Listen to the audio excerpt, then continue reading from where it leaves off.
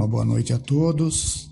Vamos inicialmente agradecendo a Deus por mais esses momentos, estarmos aqui novamente em busca do aprendizado, em busca do entendimento. Nosso agradecimento sempre pela vida, pela encarnação, pelos momentos de elucidação das nossas dúvidas, que tenhamos em mente sempre os nossos pedidos pelos necessitados do corpo e da alma, pedindo a Deus que nos ilumine sempre em busca do comportamento adequado, da paciência, da tolerância e do entendimento das dificuldades que nos surgirem, pedindo por todos que neste momento sofrem aflições, dores, por aqueles que têm a saúde afetada, pelos desempregados, por todos aqueles que sofrem de alguma maneira, pois como diz o Evangelho, todos que estamos na terra sofremos de alguma forma, pedindo a Deus que nos ampare nesta noite, que os ensinamentos possam nos trazer consolo e esperança. Que assim seja, graças a Deus, graças a Jesus. Hoje nós veremos o tema, o dever. Essa palavra dever, quando ouvimos, nos vem logo em mente a obrigação que temos diante da vida, diante das situações. E ela, dependendo da nossa compreensão, essa palavra dever pode ser para nós pesada ainda, incompreendida muitas vezes, que para nós espíritos em aprendizado, em evolução, não entendemos muitas vezes quais são os nossos deveres. Para aqueles espíritos mais adiantados, mais evoluídos, naturalmente eles exercem os seus deveres sem avaliarem o peso, sem avaliarem a dificuldade, porque não é natural para eles já esse exercício, mas para nós ainda, em muitas situações, fica difícil. E o dever deve ser sempre precedido da responsabilidade e da disciplina em todos os momentos da nossa vida, seja espiritual, moral ou na nossa vida material. Para praticar o dever nessas situações, ele deve fazer parte de nosso repertório moral do espírito. Assim, o exercício será natural, a sua aplicação na prática será suave e natural. Deveres, no caso, seriam deveres diante de Deus, inicialmente, das leis naturais de Deus, depois das leis sociais que nos envolvem a todos, da família, do trabalho, da nossa relação com a sociedade, da caridade, que é um dever para o espírito, de todos esses fatores que afetam a nossa existência. Vamos ver então no Evangelho segundo o Espiritismo, no capítulo no capítulo 17, sede perfeitos. Tem instruções dos Espíritos, o dever é de Lázaro, Paris, 1863, é o item 7 desse capítulo.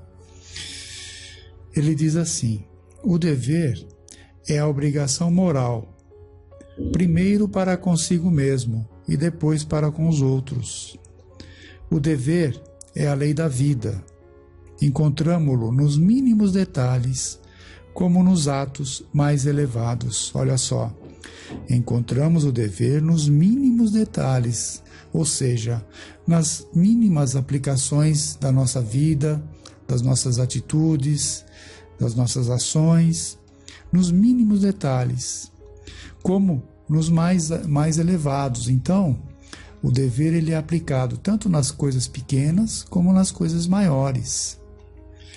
Quero falar aqui somente do dever moral e não do que se refere às profissões. Na ordem dos sentimentos, o dever é muito difícil de ser cumprido, porque se encontra em antagonismo com as seduções do interesse e do coração. Suas vitórias não têm testemunhas, e suas derrotas não sofrem de repressão. O dever íntimo do homem está entregue ao seu livre arbítrio.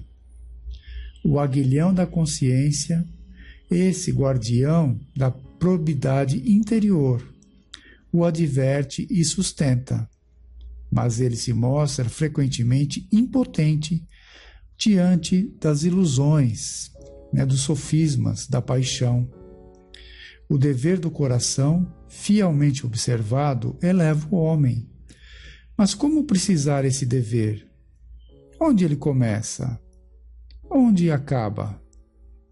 O dever começa precisamente no ponto em que ameaçais a felicidade ou a tranquilidade do vosso próximo, e termina no limite que não desejaríeis ver transposto em relação a vós mesmos.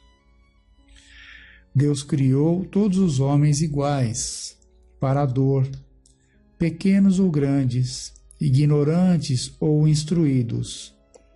Sofrem todos pelos mesmos motivos, a fim de que cada um pese judiciosamente o mal que pode fazer. Não existe o mesmo critério para o bem, que é infinitamente mais variado nas suas expressões. A igualdade em relação à dor é uma sublime previsão de Deus, que quer que os seus filhos, instruídos pela experiência comum, não cometam o mal desculpando-se com a ignorância dos seus efeitos. O dever é o resumo prático de todas as especulações morais. É uma intrepidez da alma que enfrenta as angústias da luta.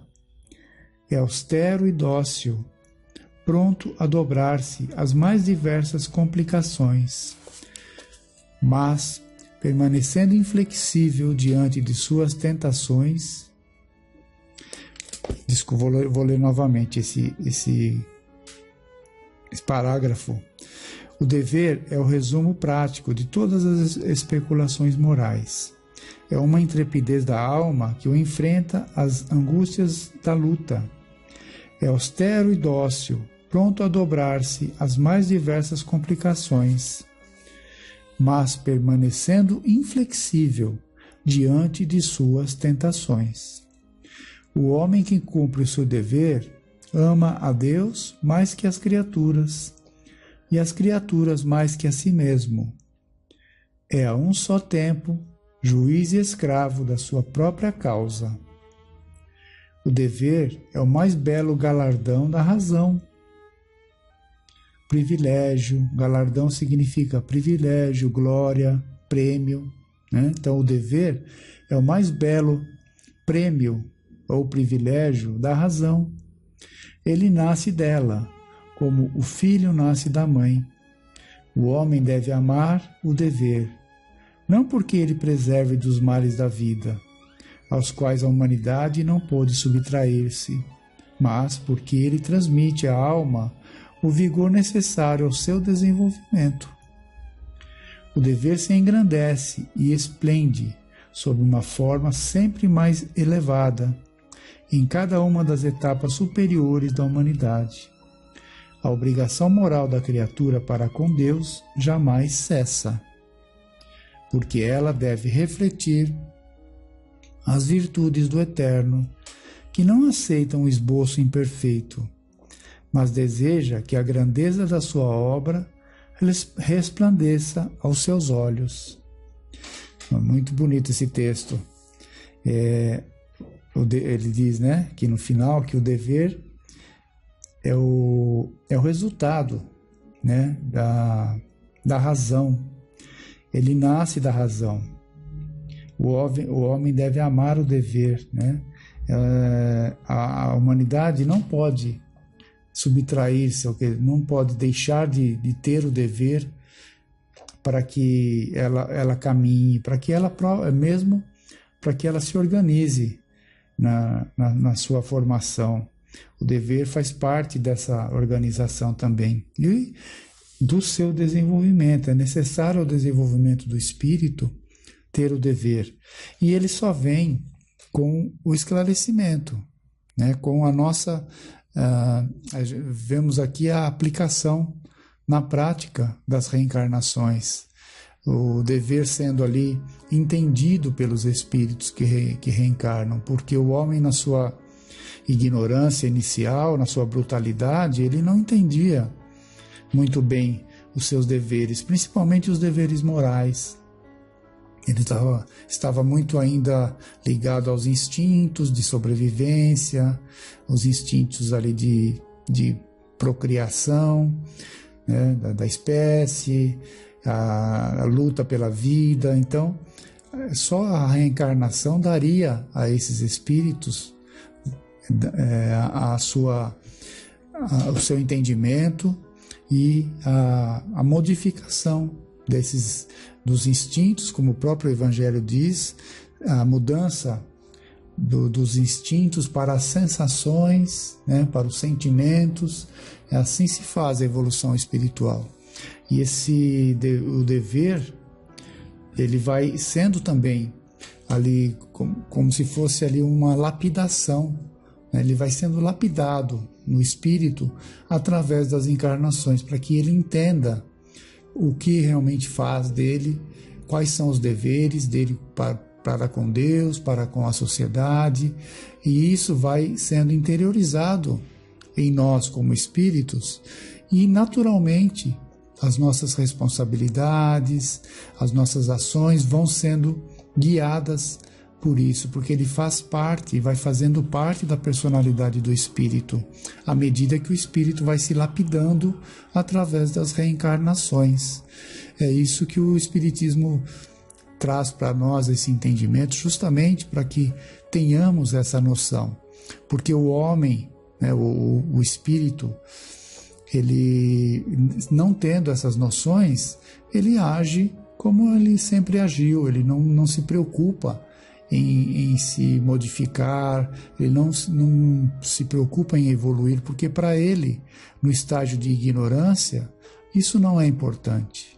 Mas a modificação disso é através das reencarnações, dos contatos diferentes, dos aprendizados, contato com outras pessoas, com outras ideias, e assim vai se fazendo ali o progresso espiritual, né? E aí, esse dever vai sendo em nós entendido e vai sendo praticado de uma forma não tão pesada como inicialmente, não tão obrigatória, mas naturalmente. Ela é obrigatória, mas de uma forma natural, sem ser ali difícil para o espírito praticá-la diante da sua existência, diante das situações da vida. Isso vai nos tornando melhores, mais amáveis, mais maleáveis, mais respeitosos diante dos outros espíritos, que mesmo aqueles que ainda não entendem isso, nós vamos sendo mais flexíveis, né? Não tão radicais, entendendo a situação de cada um, como ele diz aqui no Evangelho, respeitando o livre-arbítrio que todos nós temos. Então, que possamos entender esse tema, que é o do dever, e buscar ali entendê-lo, aprimorá-lo nas nossas ações e tornando parte da nossa personalidade através da responsabilidade, da disciplina. Ficamos então por aqui hoje, possamos ter ali a assistência dos bons espíritos sempre em nossa vida, para compreendermos essas descrições, essas noções tão importantes que os espíritos nos trazem sempre através do Evangelho. Fiquem todos em paz, tenham todos uma boa semana.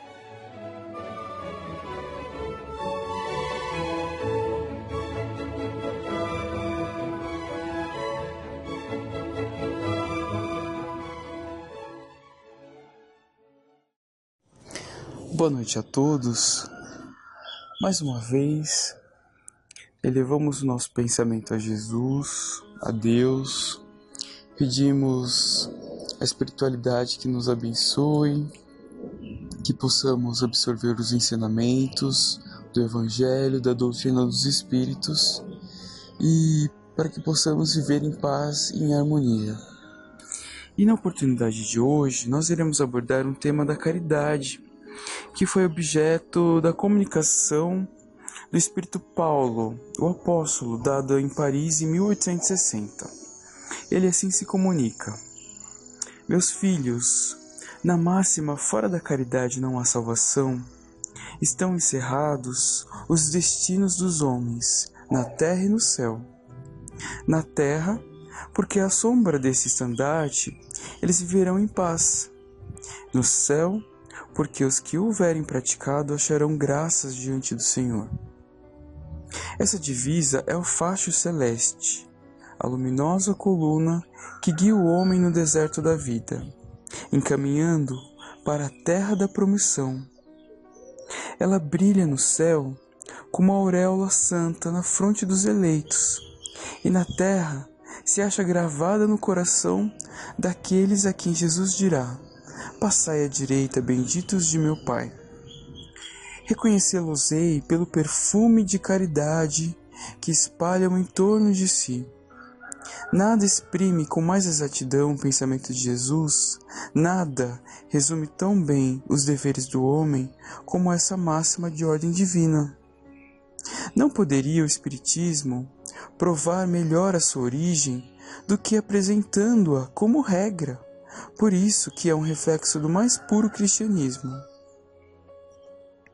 Levando-a por guia, nunca o homem se transviará. Dedicai-vos, assim, meus amigos, a perscrutar-lhe o sentido profundo e as consequências, a descobrir-lhe por vós mesmos todas as aplicações. Submetei todas as vossas ações ao governo da caridade, e a consciência vos responderá. Não só ela evitará que pratiqueis o mal, como também fará que pratiqueis o bem, porquanto uma virtude negativa não basta. É necessária uma virtude ativa. Para fazer-se o bem, sempre se torna a ação da vontade.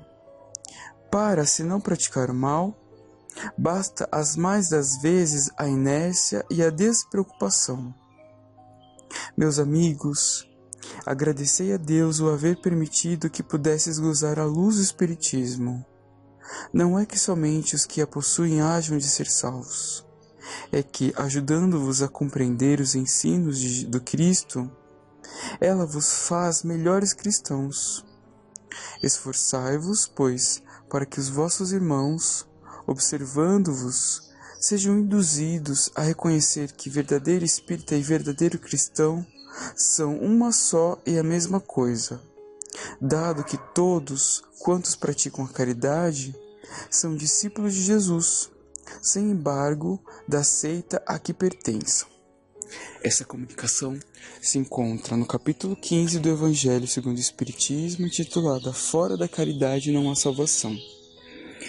E nessa comunicação, dada pelo Espírito Paulo, somos exortados a refletirmos sobre a caridade, virtude que nos distingue como cristãos, da seguinte forma: dedicai-vos assim, meus amigos, a perscrutar-lhe o sentido profundo e as consequências, a descobrir-lhe por vós mesmos todas as aplicações. Bom, de nossa parte, caberá então indagarmos com frequência: qual é o sentido profundo da caridade? As minhas ações estão sendo governadas pela caridade? Consigo evitar praticar o mal? Tenho vontade de praticar o bem? Bom, essas são as perguntas que todos nós nos devemos fazer. E para auxiliar nessa reflexão, nós recorremos também ao Livro dos Espíritos, na questão 886. Kardec assim perguntou à espiritualidade: qual é o verdadeiro sentido da palavra caridade como a entendia Jesus? E a espiritualidade responde: benevolência para com todos, indulgência para as imperfeições dos outros, perdão das ofensas. O amor e a caridade são o complemento da lei de justiça, pois amar o próximo é fazer-lhe todo o bem que nos seja possível e que desejaríamos nos fosse feito. Tal o sentido desta palavra de Jesus: amai-vos uns aos outros como irmãos. A caridade, segundo Jesus, não se restringe à esmola. Abrange todas as relações em que nos achamos com os nossos semelhantes, sejam eles nossos inferiores, nossos iguais ou nossos superiores. Ela nos prescreve a indulgência, porque de indulgência precisamos nós mesmos, e nos proíbe que humilhemos os desafortunados, contrariamente ao que se costuma fazer. Apresente-se uma pessoa rica, e todas as atenções e deferências lhe são dispensadas. Se for pobre, toda a gente como que entende que não precisa preocupar-se com ela. No entanto, quanto mais lastimosa seja a sua posição, tanto maior cuidado devemos pôr em lhe não aumentarmos o infortúnio pela humilhação. O homem verdadeiramente bom procura elevar a seus próprios olhos aquele que lhe é inferior, diminuindo a distância que os separa. Bom, então, essa instrução do Espírito se encontra no capítulo que fala da lei de justiça, de amor e de caridade, e fala, em poucas palavras, qual é o sentido verdadeiro da caridade, como entendia Jesus, revelando que se trata de benevolência, indulgência e perdão, e que não se trata apenas de caridade material, mas de caridade moral.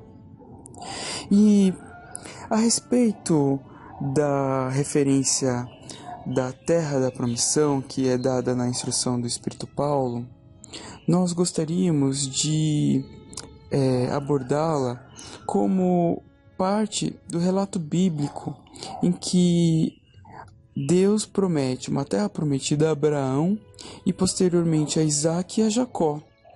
E essa promessa constitui simbolicamente a aliança entre o Criador e a criatura. E a respeito da terra da promissão, nós não devemos tomá-la como um lugar físico, como uma Canaã.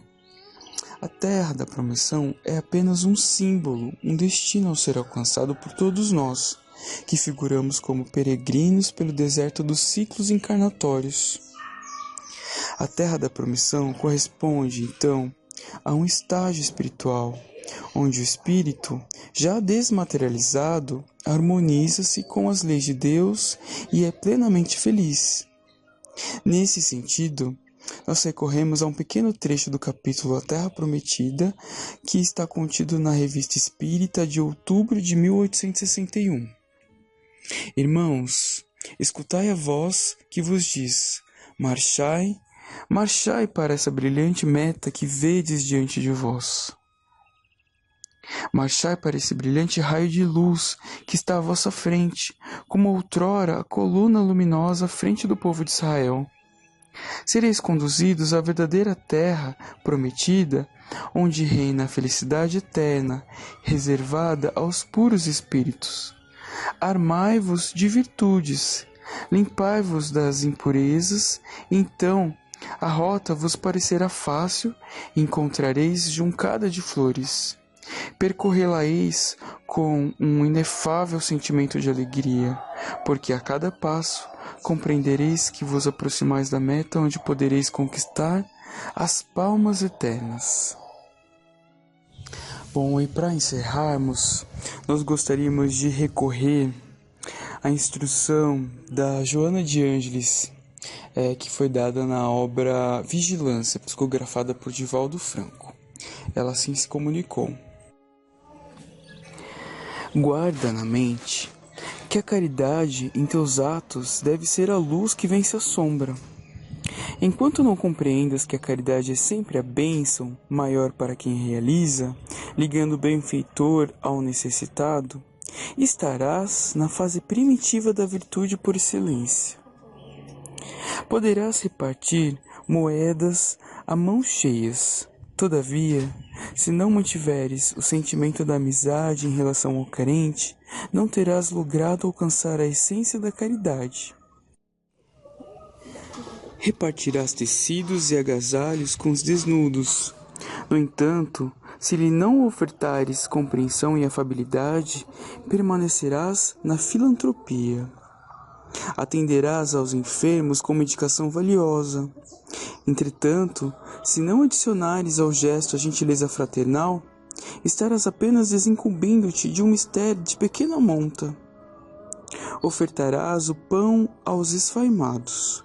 Contudo, se não os ergueres com palavra da bondade, não alcançaste o sentido real da caridade. Distribuirás haveres e coisas com os desafortunados do caminho. Não obstante, sem o calor do teu envolvimento emocional em relação a eles, não atingistes o fulcro da virtude superior. A caridade é algo maior do que os simples atos de dar. Certamente, a doação de qualquer natureza sempre beneficia aquele que lhe sofre a falta. Todavia, para que a caridade seja alcançada, é necessário que o amor se faça presente, qual combustível que permite o brilho da fé na ação beneficente.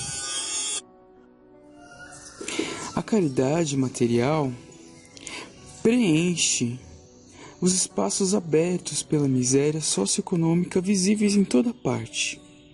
Além deles, há todo um universo de necessidades em outros indivíduos que renteiam contigo e esperam pela luz libertadora dos teus gestos.